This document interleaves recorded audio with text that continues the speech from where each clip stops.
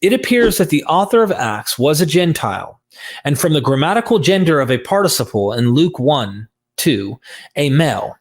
Less debatable is that this person had some Greek education and was quite well versed in the language of the Greek Bible, whose content and style he could imitate.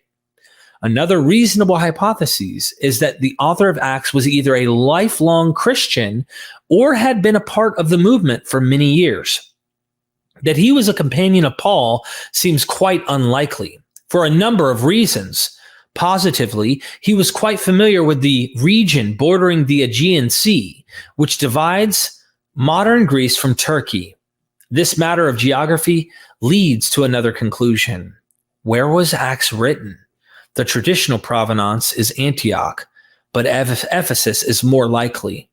The narrator is at home in the Aegean area, vastly more familiar with cities and routes there than those in southern Asia Minor, or Palestine. Whenever the narrative moves inland, the geographical details become more vague, if not simply erroneous. Ephesus also seems a more suitable basis for the geographical perspective of the author we call Luke than would be in Corinth. For example, as Rome lies at a considerable distance from the narrator's eye, Ethiopia is in the far south, a perspective common to all people of the Mediterranean countries. But Alexandria in Egypt is also beyond his horizon, as is all that lies east of Damascus or north of Central Asia Minor, modern Turkey. The latter is no more than a place to cross en route to somewhere else. More cogently, Ephesus is the high point of the Pauline mission. The subject of a lengthy and spectacular chapter 19, unpacked, Acts 19, packed with vivid incident and crammed with adventure. Nearly 1/4 of the narrative recounting Paul's independent missionary and pastoral labors in Acts focuses upon Ephesus. Paul delivers his farewell address to the presbyters of that community. Those leaders hear his own summary of his career, his warnings of what is to come, and his exhortation to do their duty after he has gone. Yet, in Acts 19, Paul, who is the subject of the entire chapter, is no longer on stage after verse 10. For Luke, Ephesus is the location where the battle over the Pauline legacy is to be waged. In the first quarter of the 2nd century, Ephesus was a center of controversy, much of which revolved about or interacted with the Pauline heritage. Other writings and teachers associated with Ephesus include the Deutero-Pauline epistles, Colossians, and Ephesians, the book of Revelation, the pastoral epistles, 1st and 2nd Timothy and Titus, Ignatius of Antioch, and Cerinthus, an early Gnostic. Ephesus was the site of at least one Pauline school or circle. There, in all probability, Paul's letters were gathered into a collection. This collection eventually supplemented with the pastorals together with Luke and Acts, became the pillars of the proto-Orthodox construction of the Pauline legacy. The association of Acts with Ephesus involves more than a geographical location. This provenance places Acts in the context of the battle over Paul, a struggle that began within the apostles' lifetime and endured until the 3rd century and beyond. When was Acts written? Scholarly consensus has dated Luke and Acts at circa 85, with a dwindling number who placed the work in the 60s and a larger minority who preferred the last decade of the 1st century. The consensus date is a convenient compromise that seems to demand little proof. I have argued elsewhere at considerable length that Acts belongs to the 2nd decade of the 2nd century, circa 115 to 120. The author's use of Paul's letters and his probable knowledge of the Antiquities of Josephus rule out a date before 100. And whereas the Gospel of Matthew, for example, seeks to justify the existence of the Jesus movement as an increasingly Gentile body, Luke and Acts justify an existing boundary between two religions, Judaism and Christianity, the latter of which is the valid heir of God's promises.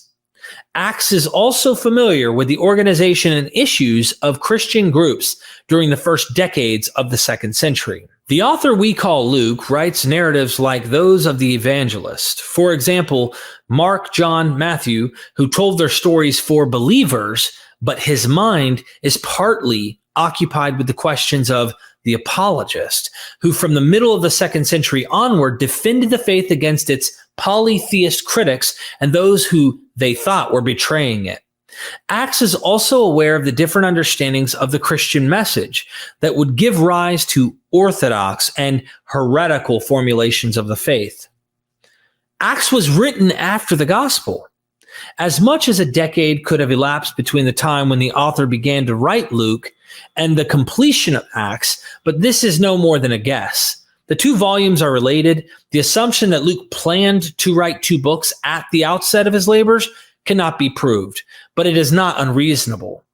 The spectrum of possibilities ranges from an enthusiastic writer who decided at one point to continue the story beyond where Mark ended, Mark 16:8, and found that this would require another roll of papyrus, all the way to a careful designer who first planned the entire work and then filled in his outline.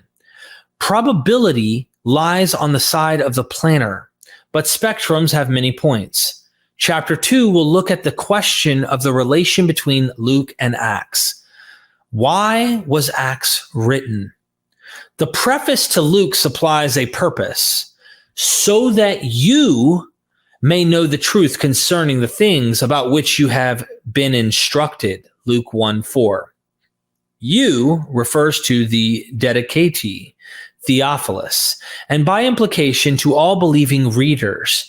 A substantial majority of authorities would designate Luke Acts as legitimating narrative. Narrative refers to the medium, story, rather than treatise, sermon, letter, catechism, etc. The unseemly participle, legitimating, expresses the purpose. Acts propounds the legitimacy of Christianity as a largely Gentile religion and as the valid heir to the promises God made to Israel. The Roman government is not the target of the book, for Roman officials would find it disagreeable in style and obscure in content. Equally difficult to imagine is an audience of traditional Jews who would regard much of the work as odious and its claims as highly preposterous. Luke's problem was not simply that God's fulfillment of the ancient promises led to the inclusion of Gentiles. Many Jews would have agreed with this ideal, at least at one time, although most would have preferred to say former Gentiles. His task was to demonstrate that Gentile Christianity was the legitimate inheritor of those old promises, and not just any form of Gentile Christianity, but the fruit of the Pauline mission, which is to say, Christians who rejected Torah, the essence of Judaism. From the market perspective, Pauline Christianity required no defense, for it was flourishing, at least in some localities.